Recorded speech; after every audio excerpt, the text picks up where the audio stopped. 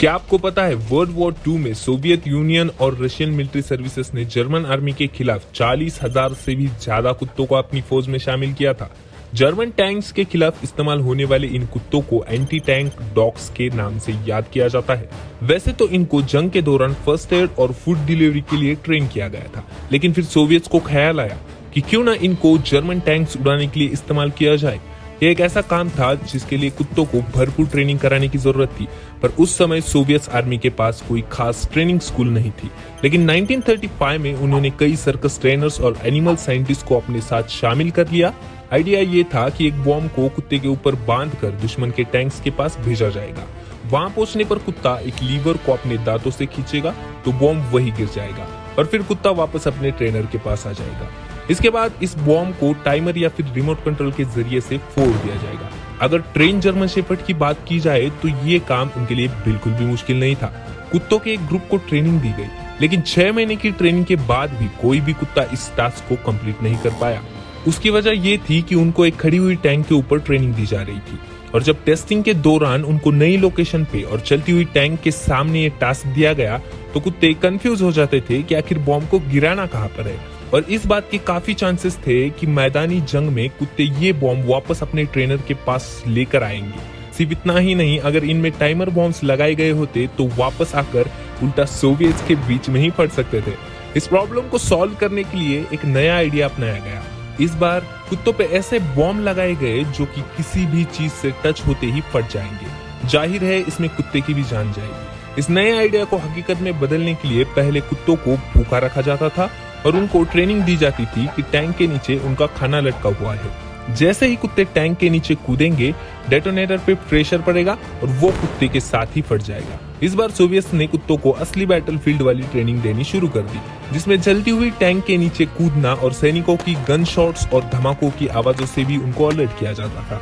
Training के दौरान सिर्फ एक चीज नकली थी और वो था उन पर लगाया हुआ बॉम्ब। अब बारी थी कि कुत्तों को असली जंग में इस्तेमाल करने की। एक एक कुत्ते पर 12 केजी की माइन लगाई गई और लॉन्च से पहले उनकी सेफ्टी पिन भी निकाल दी गई।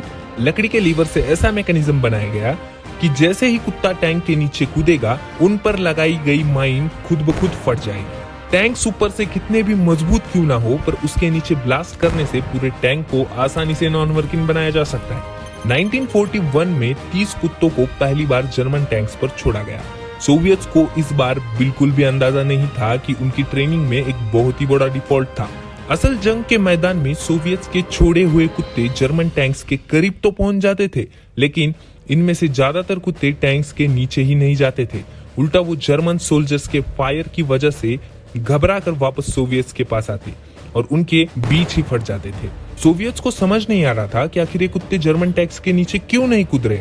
अब वापस लौटने वाले कुत्ते सोवियत के गले पड़ चुके थे। फिर सोवियत ने फैसला किया कि जो भी कुत्ता वापस लौटेगा उसको रास्ते में ही मारा दिया जाएगा। 30 में से 4 सही निशाने पे फटे, 6 वापस आकर फटे, 3 को जर्मन ने मार दिया और बाकी सबको जर्मन ने अपने कब्जे में कर लिया। सब सोवियत को कुत्तों की जर्मन टैंक्स के नीचे ना कूदने की असल वजह समझ नहीं आ रही थी। उन्होंने सोचा कि कम ही सही, लेकिन कुछ ना कुछ तो जर्मन टैंक्स को टारगेट कर रहे हैं, इसलिए सोवियत कुत्ते छोड़ते गए और वापस पलटने वाले को वो खुद ही मार देते थे। दूसरी तरफ जर्मन्स भी अब इन एंटी टैंक्स डॉग्स के बारे में अच्छी तरह से जान चुके थे। वो अपनी तरफ बढ़ने वाले किसी भी कुत्ते को वही मार देते थे।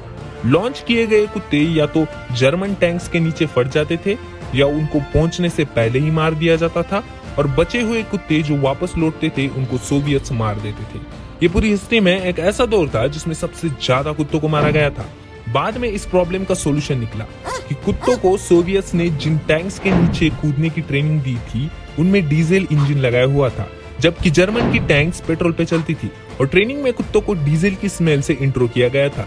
जब उनको जर्मन टैंक्स पर भेजा गया तो उनके लिए वो पेट्रोल की स्मेल बहुत ही अलग थी।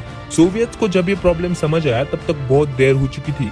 हजारों ट्रेनर्स कुत्तों को अपने सामने मरते हुए देखकर पहले ही जॉब छोड़ चुके थे।